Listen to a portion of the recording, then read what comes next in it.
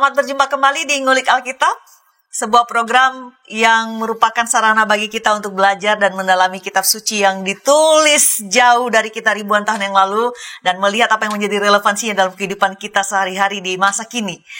Saya, Pendeta Mestika Hulu, akan memandu bincang kita di Ngulik ini, dan pada kesempatan ini kita akan mengulik Keluaran pasal 2 ayat 1-22 dengan tema Musa, Sang Pembela yang Tersingkir. Untuk mengulik teks Keluaran 2 ini telah hadir bersama saya di studio Bapak Pendeta Yohanes Bambang Mulyono. Beliau adalah Pendeta Universitas Maranatha Bandung. Jadi Bapak, terima kasih telah bersedia kembali hadir menjadi narasumber di Ngulik Alkitab. Sama-sama, Bu Tika.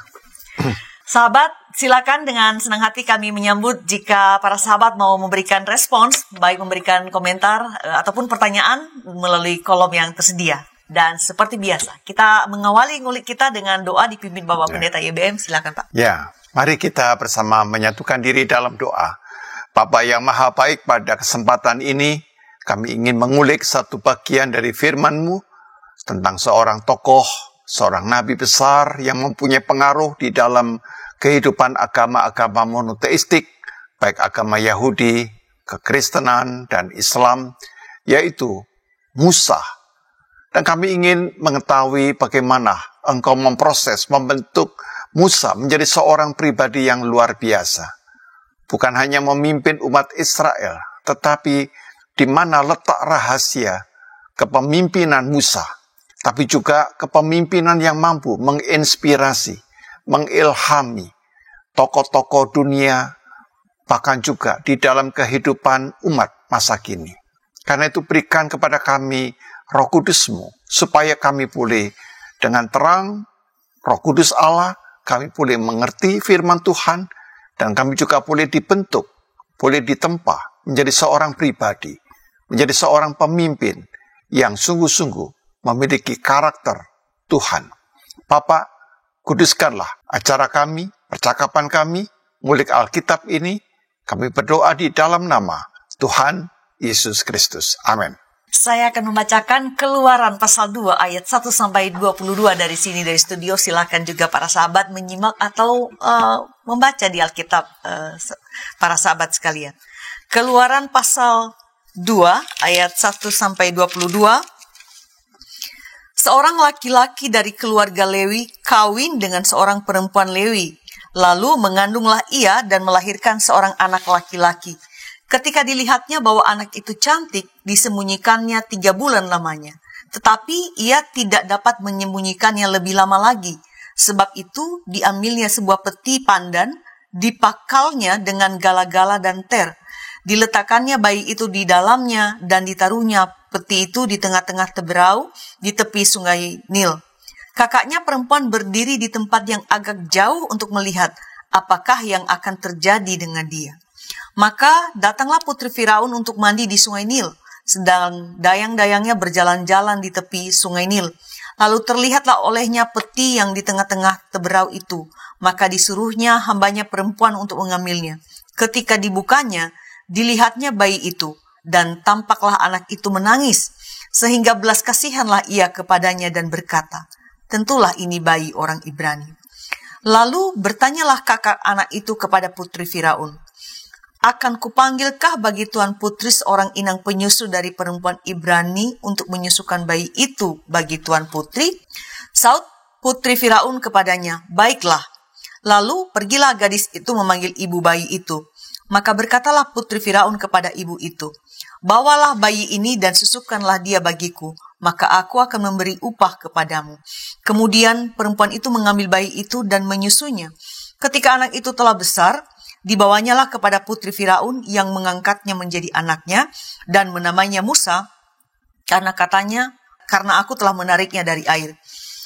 Pada waktu itu ketika Musa telah dewasa, ia keluar mendapatkan saudara-saudaranya untuk melihat kerja paksa mereka. Lalu dilihatnyalah seorang Mesir memukul seorang Ibrani, seorang dari saudara-saudaranya itu. Ia menoleh ke sana sini, dan ketika dilihatnya tidak ada orang, dibunuhnya orang Mesir itu dan disembunyikannya mayatnya dalam pasir. Ketika keesokan harinya ia keluar lagi, didapatinya 2 orang Ibrani tengah berkelahi. Ia bertanya kepada yang bersalah itu, Mengapa engkau pukul temanmu? Tetapi jawabnya, siapakah yang mengangkat engkau menjadi pemimpin dan hakim atas kami? Apakah engkau bermaksud membunuh aku sama seperti engkau telah membunuh orang Mesir itu? Musa menjadi takut sebab pikirnya, tentulah perkara itu telah ketahuan. Ketika Firaun mendengar tentang perkara itu, dicarinya ikhtiar untuk membunuh Musa.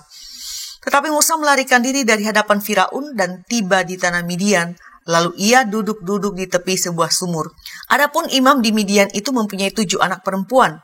Mereka datang menimba air dan mengisi palungan-palungan untuk memberi minum kambing domba ayahnya. Maka datanglah gembala-gembala yang mengusir mereka. Lalu Musa bangkit menolong mereka dan memberi minum kambing domba mereka. Ketika mereka sampai kepada Reuel, ayah mereka, berkatalah ia, "Mengapa selekas itu kamu pulang hari ini?" Jawab mereka, "Seorang Mesir menolong kami terhadap gembala-gembala. Bahkan ia menimba air banyak-banyak untuk kami dan memberi minum kambing domba." Ia berkata kepada anak-anaknya, "Di manakah ia? Mengapakah kamu tinggalkan orang itu? Panggillah dia makan." Musa bersedia tinggal di rumah itu, lalu diberikan Reuel Zipporah anaknya kepada Musa. Perempuan itu melahirkan seorang anak laki-laki, maka Musa menamainya Gersom, sebab katanya, "Aku telah menjadi seorang pendatang di negeri asing." Itulah teks yang akan kita ulik pada episode kali ini. Cukup panjang, semoga para sahabat tetap bisa menyimak ulikan kita kali ini. Dan langsung saja kepada Bapak IBM yang menjadi narasumber kita. Musa, saya kira siapa yang tidak mengenal Musa begitu ya Pak? Dia diakui sebagai pemimpin besar Israel. Tidak kurang dari Tuhan Yesus pun menyebut atau merujuk pada Musa sebagai pemimpin. Nah, karena kalau sudah kadung dikenalkan Pak, jadi mau lihat dari sisi mana lagi Pak? Khusus untuk Musa ini kita mau lihat dia dari mana lagi? Udah dikenal di mana-mana Pak? Ya, sangat Silakan. terkenal ya. Jangan dikenal. Dan ini tokoh yang luar biasa. Ya. Pengaruh bukan hanya terkenal, pengaruhnya besar. Besar sekali ya. Sampai di masa kini. Sampai di masa kini. Dan nama Musa itu kan bahasa Indonesia ya, Bu ya. Tapi dalam bahasa orang Mesir ya, Moseh ya, Moseh ya. Moseh itu kalau kita lihat misalnya kata Tut Moseh ya. Tut Moseh berarti anaknya Tut ya. Atau kita pernah kata Raamses ya. Itu berarti anak Rah gitu.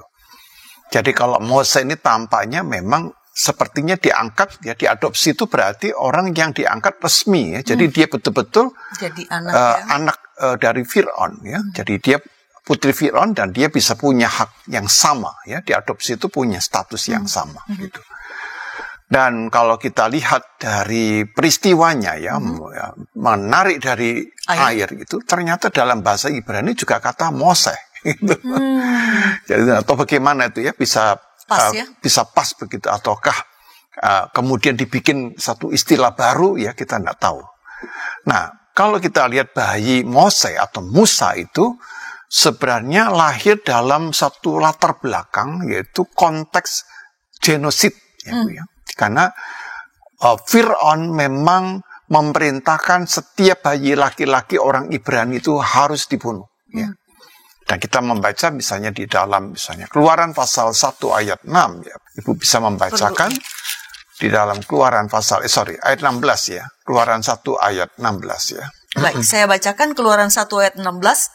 Apabila kamu menolong perempuan Ibrani pada waktu bersalin, kamu harus memperhatikan waktu anak itu lahir. Jika anak laki-laki, kamu harus membunuhnya, tetapi jika anak perempuan, bolehlah ia hidup. Ya. Jadi Fir'aun ini sudah punya satu pandangan bahwa kalau ini bayi memang masih lucu Bu ya. Tapi kalau nanti 20 tahun lagi ya, ini akan menjadi ancaman karena laki-laki ini bisa membuat pemberontakan ya, menyusun kekuatan. Nah, karena itu laki-laki juga secara biologis akan menikahi dan kemudian bisa memperbanyak jumlah orang Israel begitu kan. Tapi kalau sebaliknya, kalau bayi perempuan dianggapnya ya lebih aman ya. Perempuan ya ada yang sifatnya melawan, tapi jumlahnya sangat sedikit gitu ya. Nah mereka juga tidak akan terlalu mampu dianggapnya karena perempuan biasanya kurang mendapat pendidikan pada waktu itu ya. Sehingga tidak bisa menyusun satu kekuatan militer gitu. Nah kalau perempuan juga lebih gampang, biasanya mereka dijadikan budak ya. Kalau cantik kemudian dijadikan istri ya. Dan kalau sudah ada istri maka mereka tidak punya kekuatan apa-apa, ya tunduk kepada apa yang dikatakan oleh suaminya, gitu ya. Jadi karena itu Firaun memerintahkan supaya bayi laki-laki ini dibunuh, gitu kan. Dan dia punya strategi yang bukan hanya sederhana, sampai dia memerintahkan para bidan, ya. Jadi kita lihat dalam pasal 1 ayat 22, ya silakan Ibu. Keluaran 1 ayat 22, lalu Firaun memberi perintah kepada seluruh rakyatnya, lemparkanlah segala anak laki-laki yang lahir bagi orang Ibrani ke dalam sungai Nil, tetapi segala anak perempuan biarkanlah hidup. Jadi dia sampai menyuruh rakyatnya. Jadi yang punya tetangga kalau ada anak Israel atau orang Ibrani, bunuh semuanya, ya. Jadi seperti itu. Memang dalam latar belakang genosid, gitu ya. Nah, kalau kita lihat maka di dalam kisah Musa ini, maka Sungai Nil ini sebagai tempat eksekusi, ya, tempat membunuh, ya, bayi-bayi laki-laki. Tetapi menarik sekali, orang tua Musa menjadikan Sungai Nil ini sebagai tempat penyelamatan. Itu menarik, Pak. Ya, jadi Sungai Nil harusnya menjadi tempat pembantaian, tapi anehnya orang tua Musa punya cara berpikir yang lain. Kalau saya letakkan bayi saya di Sungai Nil, maka dia selamat, ya. Dan kita mengetahui bahwa menurut tradisi nama orang tua Musa ini adalah Amran, ya, Amran dan Yakobed, ya. Ya. Dan Musa bukan dibuang, tetapi diletakkan, kita disebutkan peti pandan yang dilumuri dengan gala-gala dan tir, gitu, ya. Dan kenapa sampai orang tuanya ini menempatkan Musa di Sungai Nil? Ayat 3 ini menunjukkan satu tekanan, bukan hanya psikologis, tapi tekanan politik yang begitu besar. Keluaran pasal 2 ayat yang ketiga. Saya bacakan, ya. Ya. Keluaran 2 ayat 3, tetapi ia tidak dapat menyembunyikannya lebih lama lagi. Sebab itu, diambilnya sebuah peti pandan, dipakalnya dengan gala-gala dan ter, diletakkannya bayi itu di dalamnya, dan ditaruhnya peti itu di tengah-tengah teberau di tepi Sungai Nil. Nah, kalau kita lihat bahwa orang tua Musa ini kan sedang dalam kondisi ditekan, gitu ya, Bu, ditakut-takuti. Tapi kalau saya pikir-pikir orang tuanya Musa, ya, Amran dan Yakobed itu punya pikiran yang kreatif, ya. Ya, menaruh bayi mereka supaya tidak binasa ke dalam sebuah peti, gitu ya. Dan dia tidak pernah membayangkan bahwa peti itu nanti ditemukan oleh putri Firaun, ya. Minimal masih mengapunglah selamat, gitu. Tapi tidak pernah bayangannya bahwa nanti akan diketahui oleh atau ditemukan oleh putri Firaun, gitu. Jadi kita melihat ada cara berpikir yang inovatif, yang kreatif, ya, dari papa mamanya. Melampaui konteks, ya. Ya, konteksnya itu, tetapi juga mengikuti aliran itu kok bersamaan, ya. Bersamaan dengan putri Firaun itu berada di sungai atau mandi atau mencuci, saya kurang tahu, ya. Tapi ada di sungai itu, dan kemudian dia tertarik adanya peti ini, dan ketika dibuka bayinya nangis, ya. Lalu dia timbul belas kasihan, ya. Lalu di situ mulai. Nah, ini satu campur tangan Tuhan yang, ya, kadang-kadang bekerja di luar cara berpikir manusia, begitu. Oke. Firaun mengeluarkan sebuah kebijakan ini kan demi keselamatan bangsanya, tentu saja. Kalau kita lihat dari kacamata Firaun, politiknya, bahwa bayi laki-laki Israel yang berjumlah banyak bisa mengancam macam bangsanya kelak, begitu. Karena itu diperlukan ada kebijakan bahwa melenyapkan bayi laki-laki dengan cara dibuang atau ditenggelamkan di Sungai Nil. Itu menarik juga Bapak katakan tadi bahwa tempat pembantaian atau kematian justru nanti berubah menjadi tempat penyelamatan, begitu ya. Nah, orang tua Musa ingin menghindari kematian dengan cara menghindarkan Musa dari pembuangan ke Sungai Nil. Tapi pada kenyataannya akhirnya mereka pun dengan cara yang berbeda memang meletakkan, tanda kutip, juga membuang Musa ke Sungai Nil, sama-sama tempatnya Sungai Nil. Tapi kan motivasi yang mereka lakukan itu berbeda, Pak. Nah, bagaimana melihat hal ini? Satunya menghindari kematian di Sungai Nil, tapi pada saat yang sama justru juga meletakkan di Sungai Nil demi keselamatan. Ini gimana sih, Pak? Agak membingungkan begitu. Ya, jadi memang saya juga melihatnya bahwa agak aneh. Tetapi ini cara berpikirnya. Jadi kalau satu tempat menjadi tempat pembantaian, ya, dan kita berada di sana untuk berlindung, justru biasanya kita nih yang dalam posisi Selamat ya. yang selamat gitu ya. Karena sudah tahu bahwa di sana gitu ya. Iya, iya. Tapi saya menangkapnya ini ada blessing in disguise. Ya.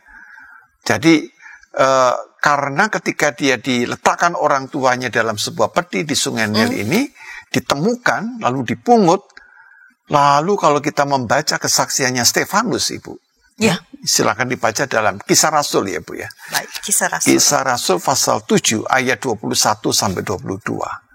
Nah, saya kira kesaksiannya Stefanus ini saya kira catatan yang menarik ya dalam konteks itu. Baik, saya bacakan Kisah Para Rasul 7 ayat 21 dan 22. Lalu ia dibuang, tetapi putri Firaun memungutnya dan menyuruh mengasuhnya seperti anaknya sendiri. Dan Musa dididik dalam segala hikmat orang Mesir, dan ia berkuasa dalam perkataan dan perbuatannya. Ya, coba diperhatikan kalimat ini ya. Musa dididik di dalam segala hikmat orang Mesir ya. Jadi dia mendapat pendidikan Mesir yang lengkap ya. Nah, pendidikan ini yang menyebabkan dia apa? Berkuasa dalam perkataan dan perbuatan. Jadi saya melihat ini hal yang ajaib, Bu. Blessing in disguise. Kalau seandainya Musa nggak dibuang, bagaimana? Kemungkinan tidak mendapatkan privilege seperti itu. Kemungkinan. Yang pasti tidak mendapatkan pendidikan tinggi. Tinggi, iya. Pasti itu. Ya. Tetapi dengan dibuang itu, tapi bukan jangan kemudian omongan kita ya nanti rame-rame buang anak ya. Ya, bukan begitu. Ini kita bicara tentang Musa. Tentang Musa ya. Bukan mengilhami atau menginspirasi nanti kalau gitu saya buang anak saya di sungai mana supaya anak saya dapat pendidikan tinggi. Bukan ini kita itu. sedang bicara tentang Musa, para sahabat ya. Ya Bu, saya kira sementara begitu dulu. Baik. Kita melanjutkan ulikan kita mengenai Musa sang pembebas yang terpinggirkan ini setelah pesan-pesan berikut ini.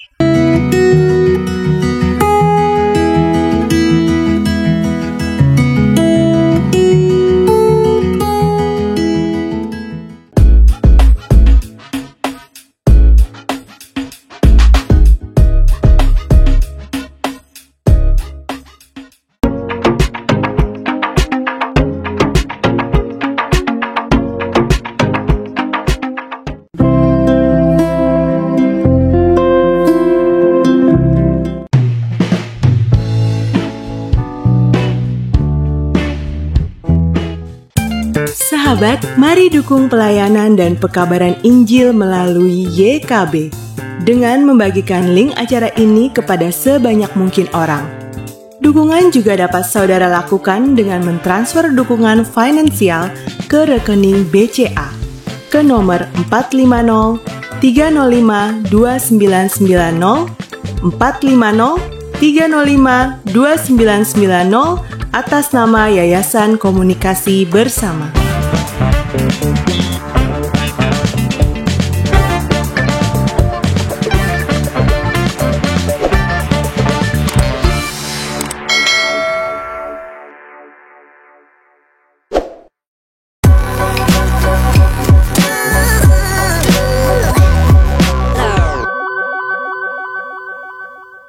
Terima kasih sahabat, masih bersama kami di Ngulik Alkitab. Bersama saya Pendeta Mestika Hulu dan Bapak Pendeta Yohanes Bambang Mulyono yang menjadi narasumber kita.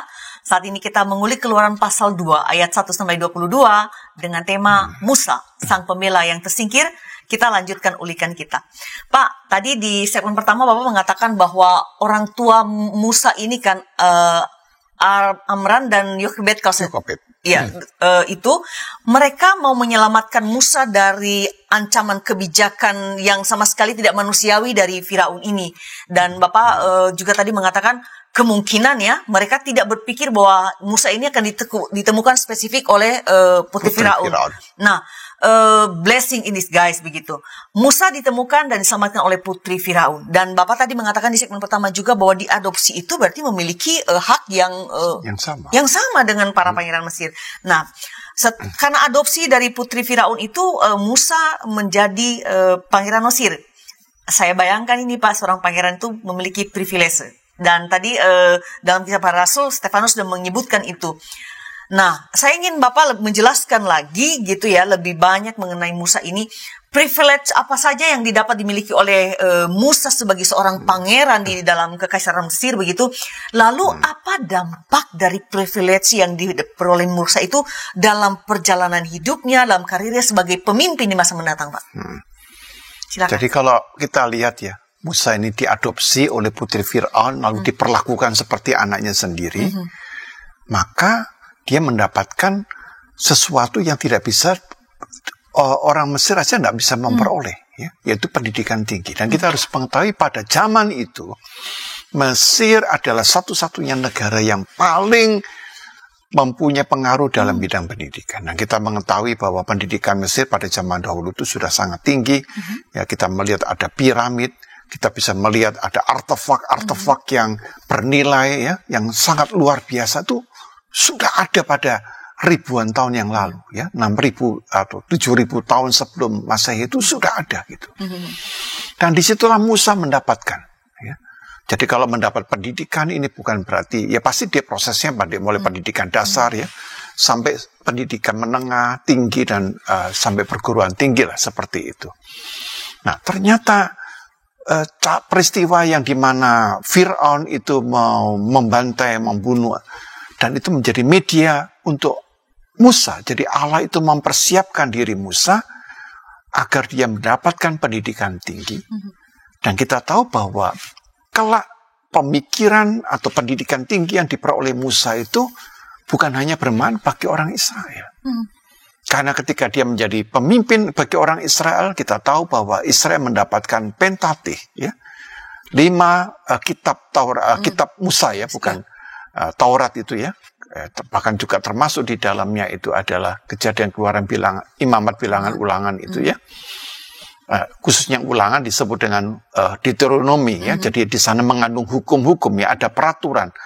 Tetapi sebenarnya di dalamnya ada tata kelola kehidupan sosial, politik, ekonomi, dan itu adalah warisan dari Musa. Dan kita tidak bisa membayangkan, tadi saya katakan, ya, seandainya Musa tidak mendapatkan itu pendidikan. Dan contohnya, kita ambil contoh pembandingnya. Misalnya, murid Yesus itu ada 12, seandainya tidak ada Rasul Paulus. Gitu gampangnya, ya.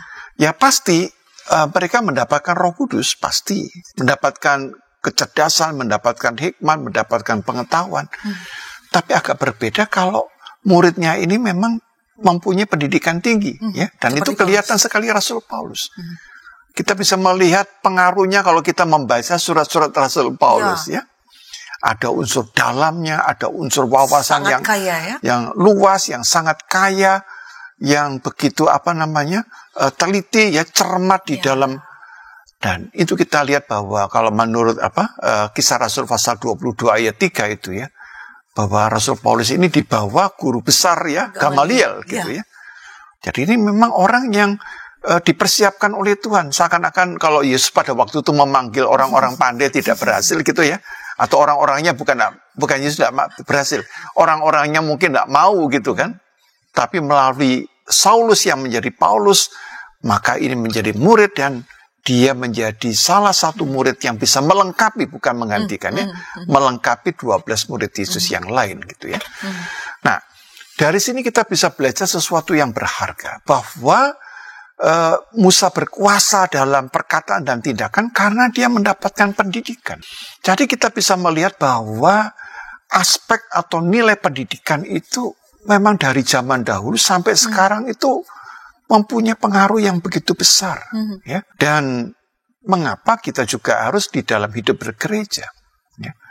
Jadi kita usahakan bahwa diakonia itu kalau bisa dipakai untuk mengarahkan anak-anak jemaat yang kurang mampu, tetapi mempunyai semangat belajar yang tinggi ataupun kemampuan akademik, disekolahkan, ya. Jadi gereja ini saatnya sudah tangani sungguh-sungguh soal pendidikan anak-anak jemaat. Jangan biarkan anak-anak jemaat hanya lulus pada bangku SMA, ya. Minimal harus S1, minimal. Bahkan kita anjurkan kalau bisa, ya, bahkan saya punya pikiran kalau bisa anak-anak jemaat itu bisa minimal magister, minimal, gitu. Karena ini tuntutan zaman gitu ya.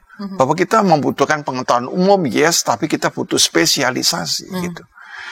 Nah, sekarang Musa dengan pendidikan yang tinggi ini, pasti dia punya pengaruh. Kan beda, Bu. Kalau orang berpendidikan tinggi dengan orang yang pendidikannya ya biasa-biasa, kan kalau ngomong kan beda, Bu. Betul.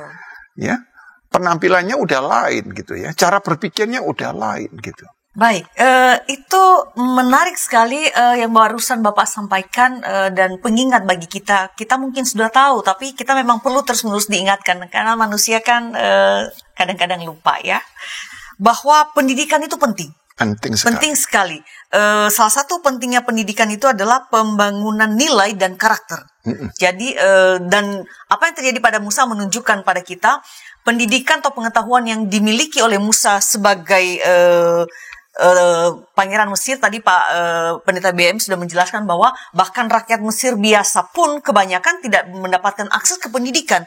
Para pangeran lah, orang-orang istana lah atau pangeran lah yang mendapatkan pendidikan itu. Dan Musa mendapatkan privilege itu karena dia diadopsi oleh putri Firaun sehingga dia mendapatkan kesempatan atau hak untuk mendapatkan pendidikan. Dan kelak itu akan membantu Musa dalam berbagai pekerjaan yang dilakukan. Tadi Pak Ibrahim sudah menyebutkan penyusunan yang kita akui sebagai karya Musa 5 kitab ini, Kejadian, Keluaran, Imamat, Bilangan, Ulangan ini, kita bisa melihat warna pendidikan atau pengaruh pendidikan Musa di sana. Nah, yang mau saya tanyakan berikutnya nih Pak, berkaitan dengan pendidikan dan kepemimpinan Musa. Seberapa efektifkah pendidikan atau pengetahuan, kan bicara pendidikan berarti bicara tentang pengetahuan dan hikmat nantinya gitu.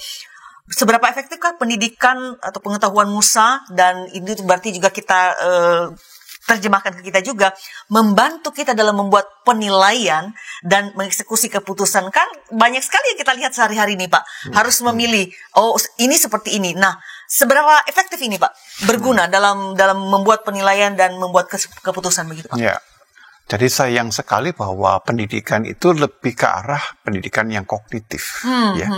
Jadi kalau dari sudut pendidikan akademik, Musa sudah lulus ya Bu ya.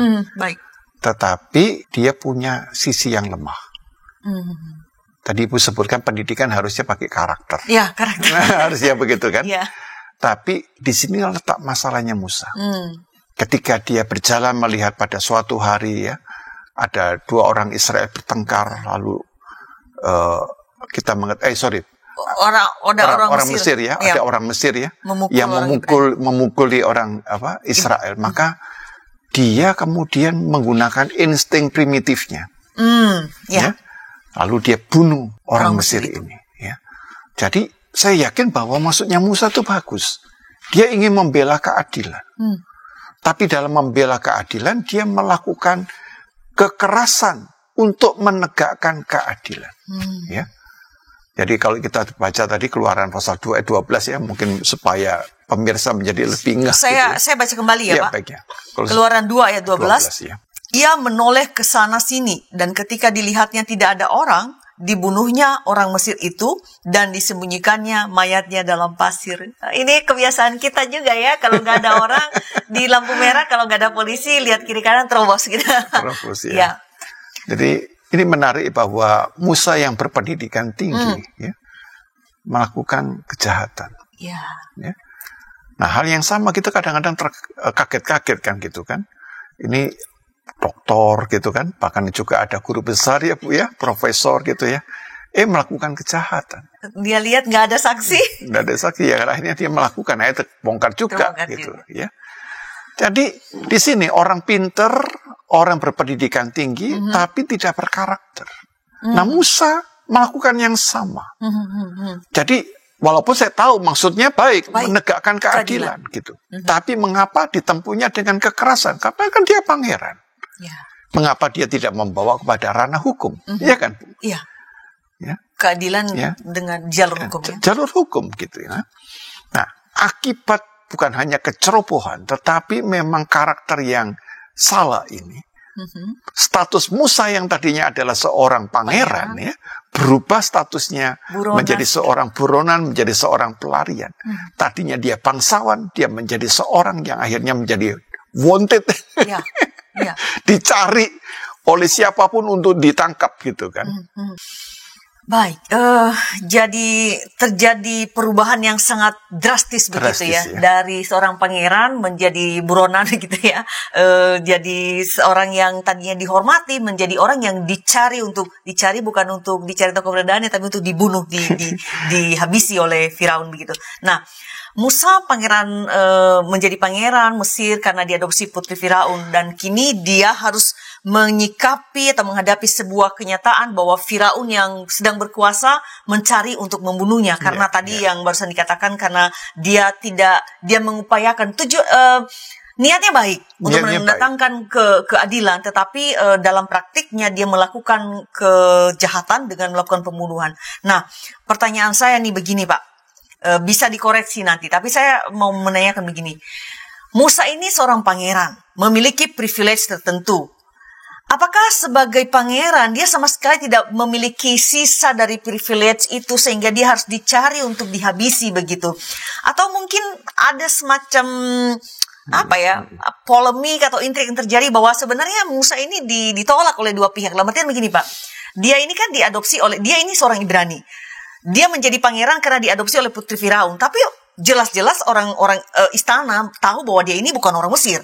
Lalu kemudian dia diasuh, dibesarkan, mendapatkan pendidikan, segala privilege sebagai pangeran. Dia membela saudara-saudaranya orang Ibrani yang sedarah dengannya. Tapi saudara-saudaranya juga tidak bisa mengidentifikasi diri dengannya karena bagaimana mungkin seorang Mesir, seorang pangeran dapat mengidentifikasi diri dengan kita.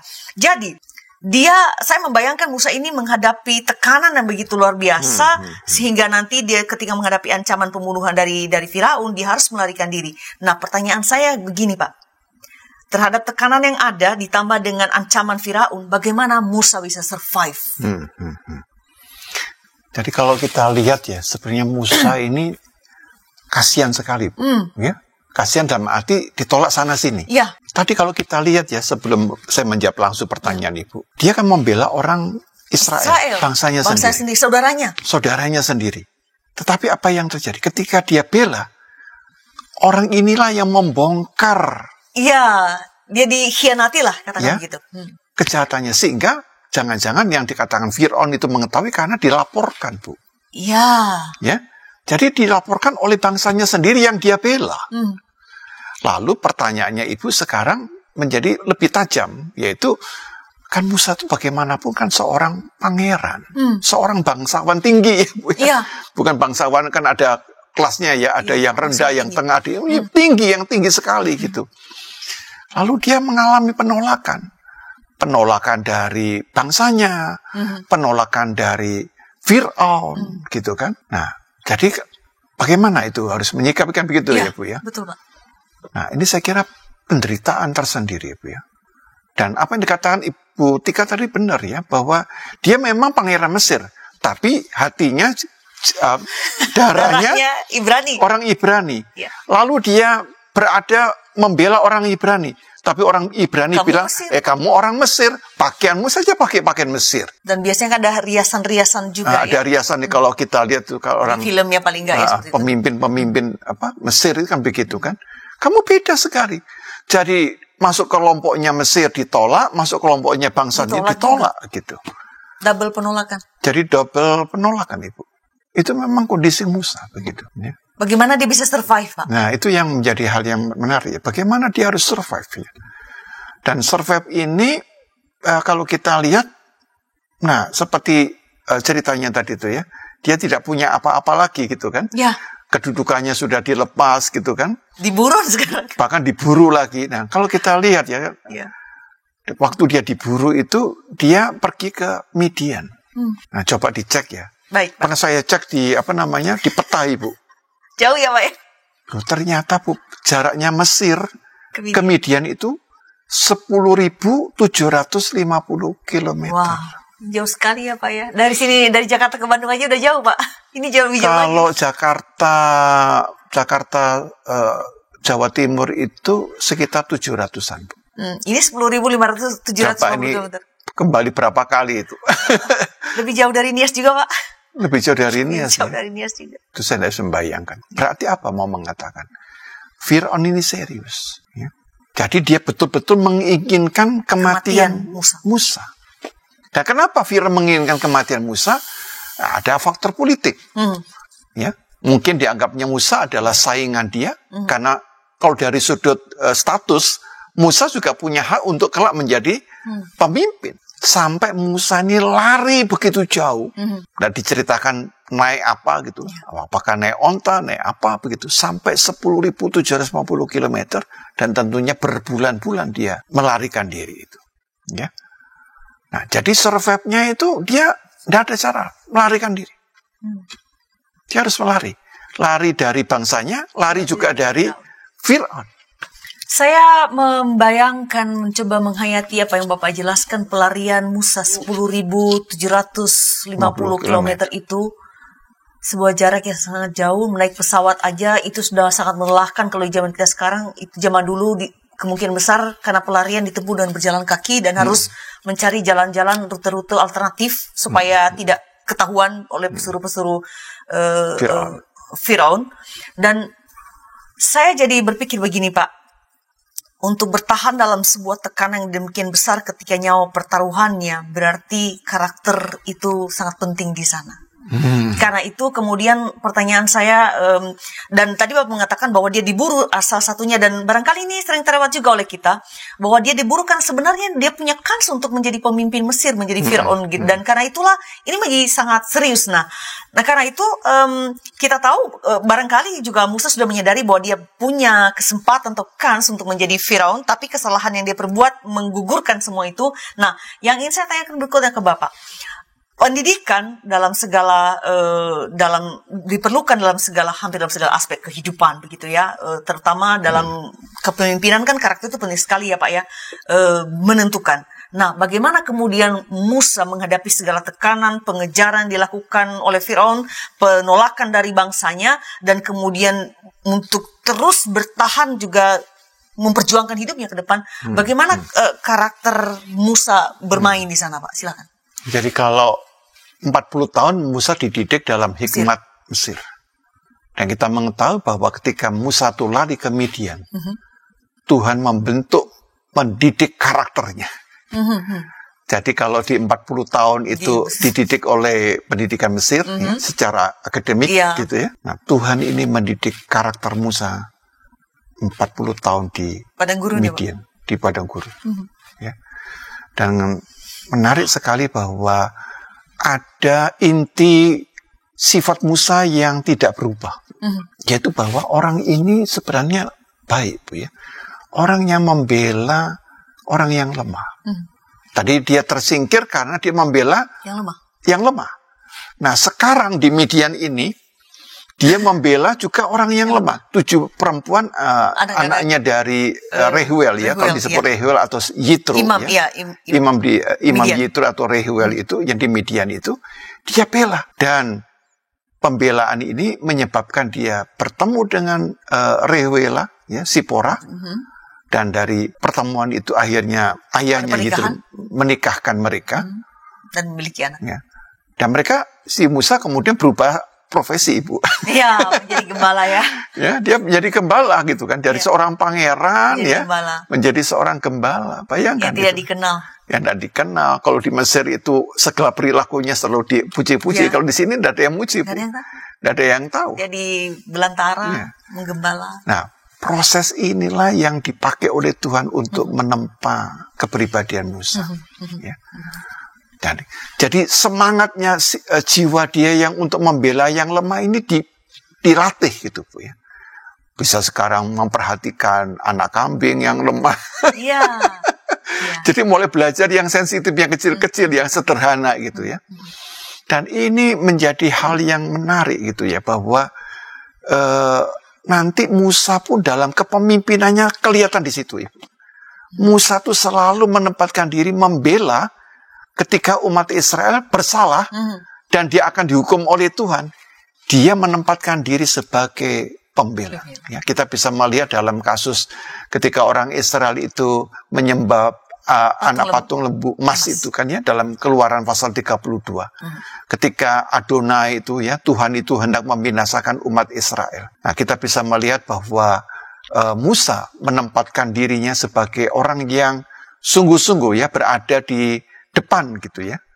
Nah, saya kira ini yang nanti kita akan ulas lebih jauh lagi, karakter Musa yang bersedia berkorban ya bagi orang yang lemah.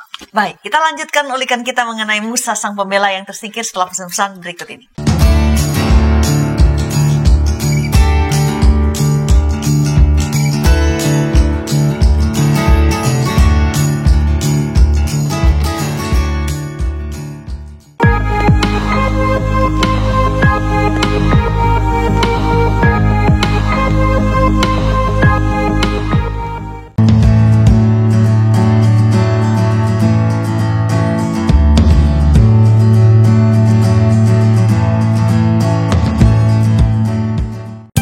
Sahabat, mari dukung pelayanan dan pekabaran Injil melalui YKB dengan membagikan link acara ini kepada sebanyak mungkin orang.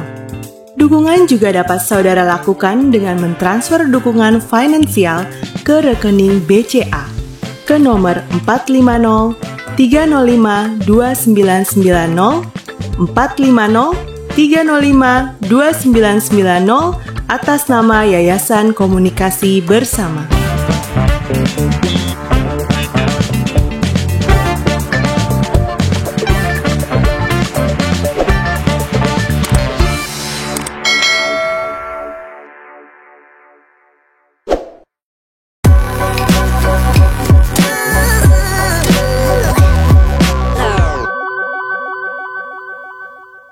Terima kasih sahabat, masih setia di Ngulik Alkitab bersama saya Pendeta Mestika Hulu dan Bapak Pendeta Yohanes Bambang Mulyono yang menjadi narasumber kita.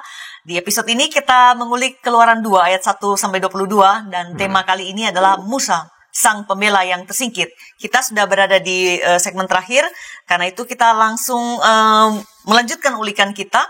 Pak, di penghujung segmen kedua tadi Bapak sudah menjelaskan salah satu karakter Musa begitu ya. Dia ini senang atau sudah pada dasarnya begitu suka membela orang yang lemah begitu, yang tertindas begitu. Itu yang dia lakukan terhadap saudara-saudara yang Ibraninya di Mesir, sehingga kemudian dia diburu dan dia harus melarikan diri ke Midian.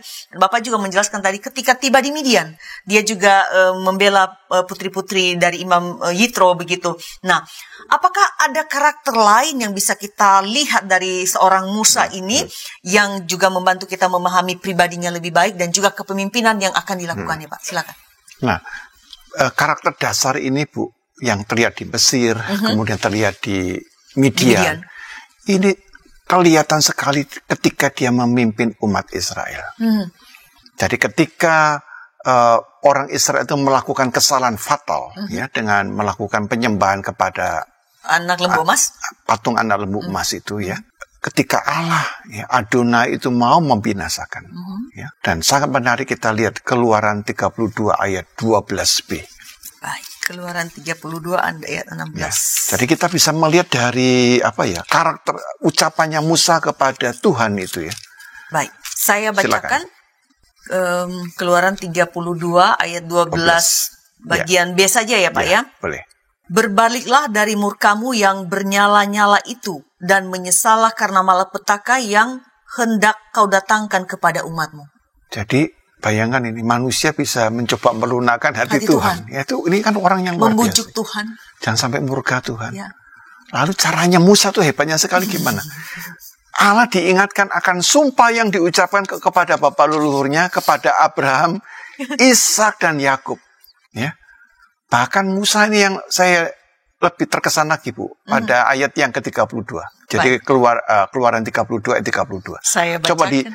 Coba direnungkan ya ucapannya Musa. Ini sayang luar biasa sekali. Saya bacakan Keluaran 32 ayat 32. Tetapi sekarang kiranya engkau mengampuni dosa mereka itu, dan jika tidak, hapuskanlah kiranya namaku dari dalam kitab yang telah kau tulis. Itu kata-kata yang luar biasa. Dia meminta supaya Tuhan mengampuni dosa-dosa umatnya. Tapi kalau Tuhan punya alasan tidak mengampuni, sudah Tuhan, hapuskanlah kiranya nama saya dalam kitab yang engkau tulis. Ibu bisa merasakan getaran ya, karakter Musa itu. Tidak semua pemimpin begitu. Ya. Berapa banyak pemimpin yang kalau ada masalah dia korbankan orang lain. Asal dia selamat. Ya, asal jangan di gereja saja. Kalau ada masalah nanti jemaatnya yang dikorbankan. Ya. Asal pemimpin-pemimpin ini selamat. Nah, kalau dalam konteks ini kita sangat harus belajar banyak dari Musa gitu. Ya, bersedia namanya dihapus. Jadi dalam istilah kita sekarang mungkin Musa ini adalah orang yang bersedia pasang badan untuk membela orang lain ya Pak ya. Pasang badan. Pasang badan, pasang nyawa. Bahkan kalau diartikan dihapus namanya, itu dia artinya apa? Dia bersedia memang hilang dari secara abadi ya. Dalam, kalau namanya kitabnya Tuhan ya. Bahkan dalam sorga dia bersedia untuk dihapuskan sama sekali. Jadi kalau kita lihat memang Musa itu seorang yang sangat peduli dengan keselamatan orang lain.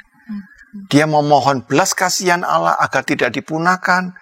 Dia juga mohon pengampunan Allah agar bangsanya ini juga tidak dihukum. Biarlah dia sendiri. Ya. Jadi Musa ini adalah seorang pemimpin yang tidak sekadar membela nasib bangsanya. Tapi dia menjadi seorang pengantara di depan Allah. Ini kata penting. Pengantara di depan Allah. Baik, Pak. Menjadi seorang pengantara di hadapan Allah bukan perkara mudah. Tidak semua orang juga, bahkan tadi saya katakan sebelum sampai ke menjadi pengantara Allah, tidak semua pemimpin rela untuk berkorban pasang badan untuk orang-orang yang dipimpinnya. Nah, pertanyaan saya ke Bapak berikutnya. Bagaimana Musa bisa memiliki karakter itu? Mengingat dia ini kan notabene-nya adalah pangeran Mesir. Dia dibesarkan dalam kenyamanan, kemapanan hidup. Dia memiliki privilege tertentu, tapi dia memiliki sikap bela rasa pada orang lain, membela yang lemah, dan kemudian nanti dia bahkan menjadi pengantara umat bagi Allah. Bagaimana Musa ini bisa sampai atau memiliki karakter demikian, Pak? Kalau dari sudut sekuler biasa dikatakan ya kan, dia akan lahir dari kondisi yang seperti itu. Dia akan lahir dari kondisi yang sangat susah juga. Sangat susah, penuh bahaya, penderitaan. Seakan-akan rohnya itu terbentuk oleh konstruksi. Secara tidak sadar sudah ada di gen. Sejarahnya gitu ya, dalam di gen. Ya. Tetapi secara teologis ya memang Tuhan memang memberikan karakter itu kepada Musa dan memang akan menjadikan Musa sebagai seorang pemimpin bukan bagi orang Israel saja. Tapi nanti bagi dunia, ya, pemikiran-pemikiran yang abadi terus-menerus dalam kehidupan umat manusia sepanjang masa. Tetapi tidak berarti karakter Musa ini sudah oke, gitu kan. Dia kan final. Tapi kan dia kan cenderungnya begini, membela kan kalau perlu membunuh. Kenapa enggak memberitahu? Kenapa enggak membela di depan hukum dan sebagainya? Saya mau membela Musa, Pak. Dia kan manusia juga, Pak. Iya. Jadi artinya karakter yang sudah baik ini membutuhkan pemurnian. Jadi dan di sanalah di Midian ini Tuhan memurnikan karakter Musa yang baik. Jadi kita tidak boleh puas, misalnya kita punya kelebihan-kelebihan ya di dalam karakter kita. Kita mudah murah hati, kita cenderung peduli. Tapi masih membutuhkan proses pemurnian. Karena mungkin di balik itu masih ada egoismenya ya. Jadi pembentukan karakter ini adalah bagian yang tidak bisa dilakukan dalam sekolah akademik. Tapi harus ada sekolah dalam realitas kehidupan gitu. Jadi kalau di Mesir Musa itu menerima pendidikan yang kognitif ya, konseptual, maka di Midian ini Musa mengalami proses pendidikan yang sifatnya mental, yang sifatnya karakter, ya. Dan itu ya kalau kita lihat ya ada berhasilnya juga tidak selalu berhasil. Ya. Ada saja yang terjadi ya. Ada yang baik. terjadi. Pak, setiap orang memiliki kelebihan juga kekurangan. Saya, kita semua, para pemirsa juga memiliki kelebihan dan kekurangan. Begitu pula dengan Musa, sang abdi Allah yang setia dan lembut hati itu. Bilangan 1:12 ayat 3 mengatakan dia seorang yang lembut hati. Jadi, pelajaran apa yang bisa kita tarik dari Musa dengan segala keberadaannya, dengan kelebihan karakter dia, berbela rasa, dia lemah lembut, tapi pada saat yang sama juga kita tahu bahwa karakternya juga masih terus menerus harus diasah, dibarui. Apa yang bisa kita lihat dari Musa juga untuk kita terapkan pada kita, Pak? Jadi tentunya kalau kita melihat Musa ada banyak kelebihan-kelebihan yang bisa kita pelajari. Tapi kita juga bisa belajar dari Musa dari titik lemah karakternya. Ya. Jadi walaupun Musa itu sudah dididik oleh Tuhan selama 40 tahun di Midian, namun ternyata Musa ini adalah seorang yang juga beberapa kali kehilangan kendali. Jadi out of control, Ibu, ya. Misalnya dalam kasus Meribah, ya.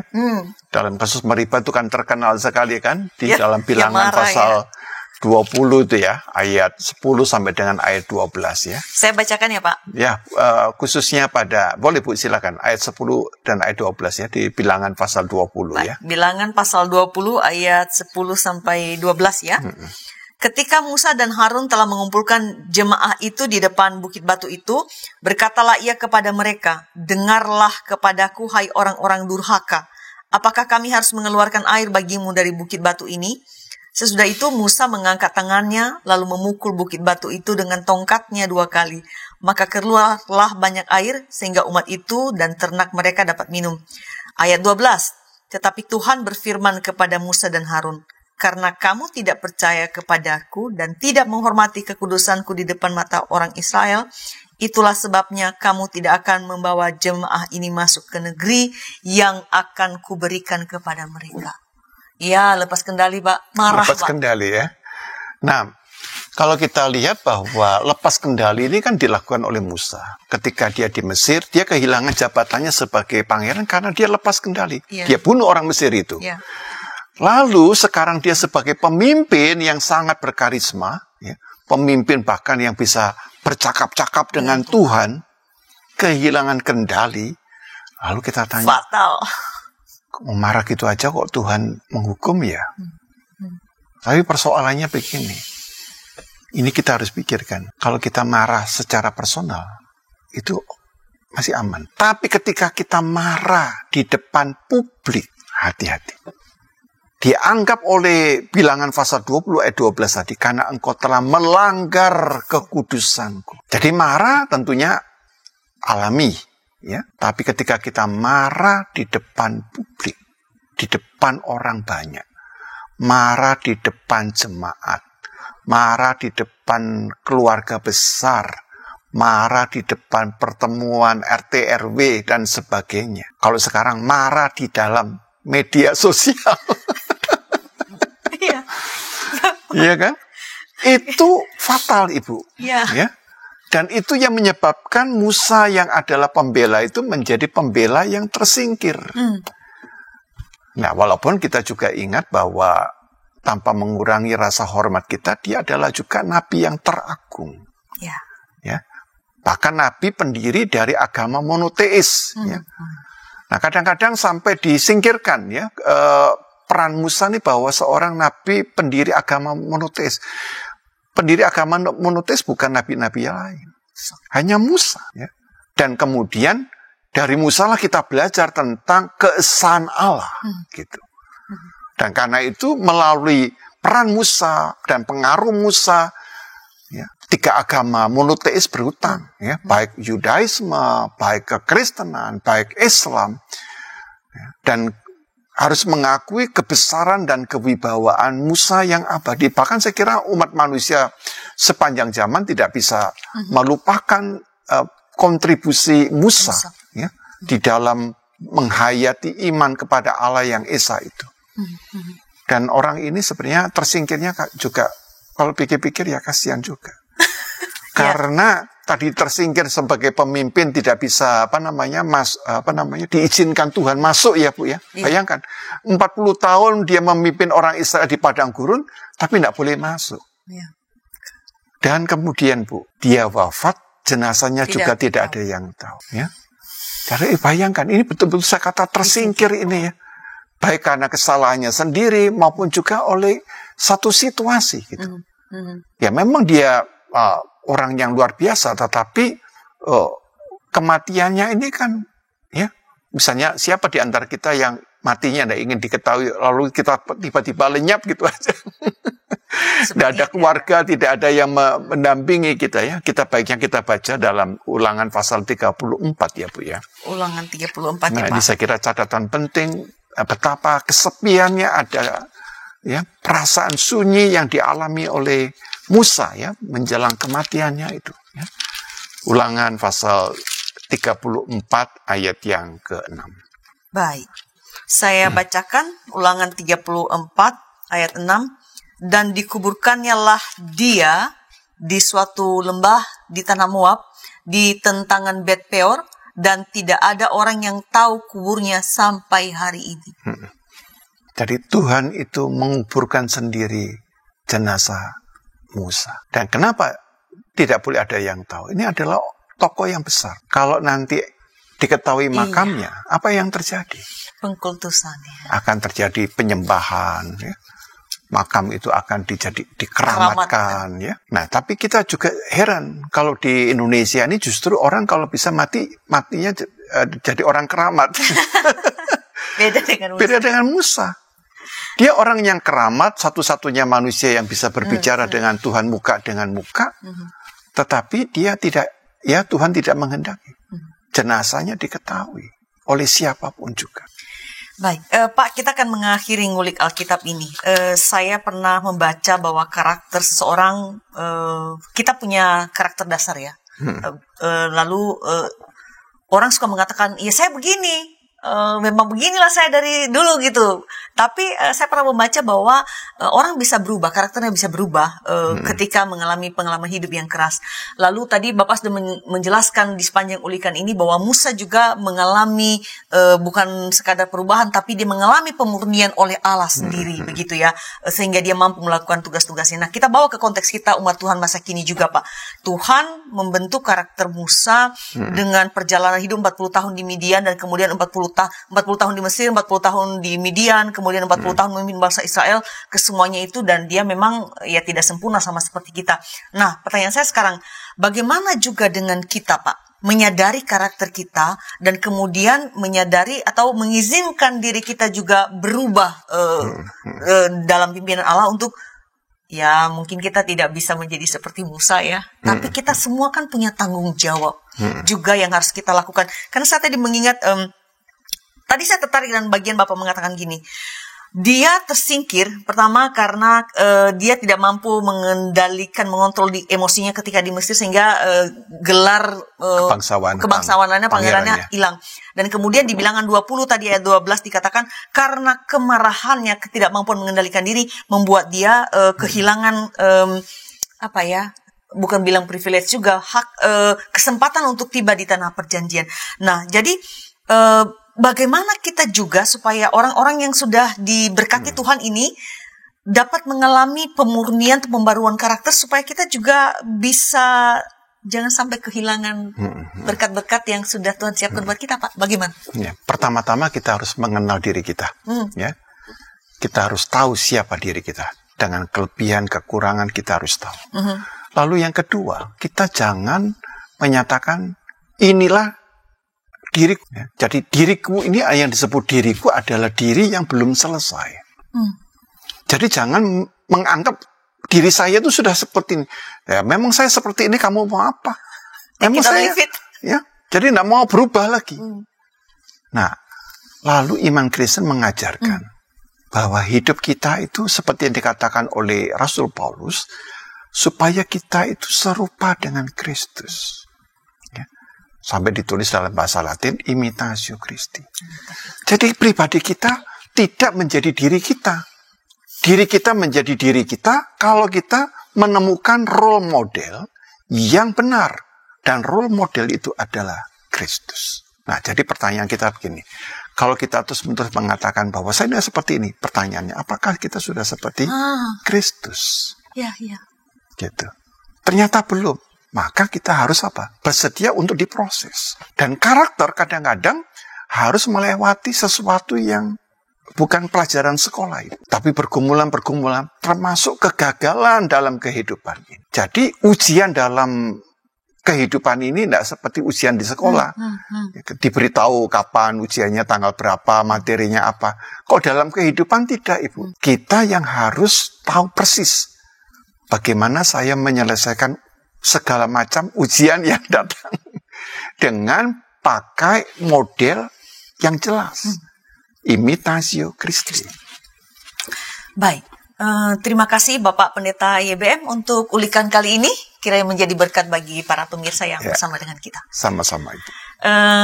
Para sahabat, mengakhiri ngulik ini beberapa hal saya ingin sampaikan kembali yang saya catat tentu bisa disimak dalam ulikan episode ini.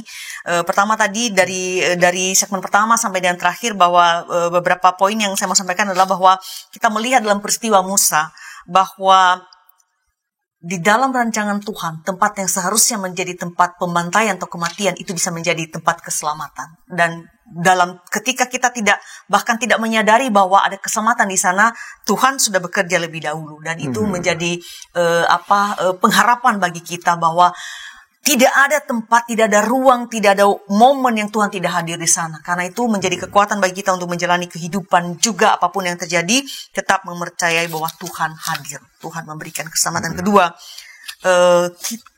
ini betul kita harus orang beriman, bahwa relasi kita dengan Tuhan harus tetap dibangun. Dan bagian daripada beriman itu sesungguhnya adalah memiliki pendidikan yang baik. Karena itu gereja dan kita mendorong untuk adanya, untuk menyelenggarakan pendidikan yang baik bagi setiap anggota jemaat kita, anggota masyarakat, anggota keluarga, dan kita sendiri. Bahkan ngulik Alkitab ini juga bagian daripada kita belajar untuk terus memperlengkapi diri.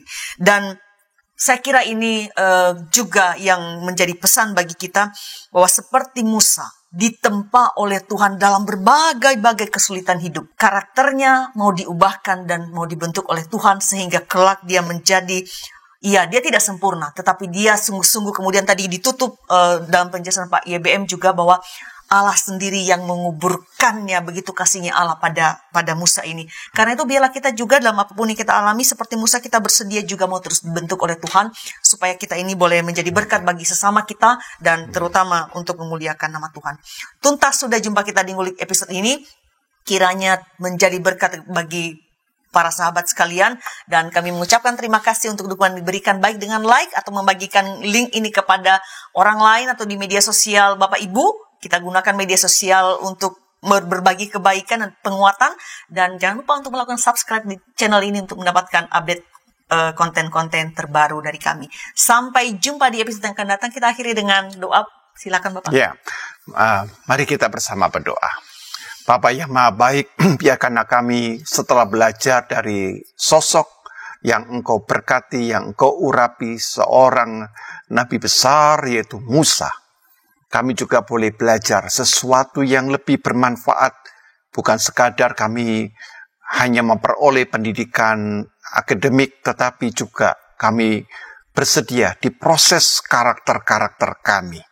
Biarkanlah Bapa, kami boleh merespon setiap kesulitan-kesulitan, setiap kegagalan, setiap problem-problem yang kami hadapi sebagai proses pelatihan, proses pembaruan di dalam karakter kami. Pada sisi yang lain kami juga diingatkan bahwa Engkau memberkati dan menghendaki supaya setiap umat percaya memperhatikan dan memberikan tempat yang sangat penting bagi pendidikan setiap jemaat Tuhan. Karena itu doronglah setiap kami agar menyediakan anggaran yang besar, yang optimal, agar anak-anak kami juga dapat memperoleh pendidikan yang setinggi-tingginya. Karena dengan pendidikan yang tinggi dan diimbangi dengan karakter yang unggul, anak-anak kami akan menjadi pribadi yang memberkati banyak orang. Tuhan, kami ingin belajar seperti Engkau telah mendidik Musa dengan pendidikan Mesir yang tinggi, tapi juga dengan karakter yang unggul, sehingga kehadiran Musa boleh membawa pengaruh yang begitu signifikan di dalam kehidupan sejarah umat manusia.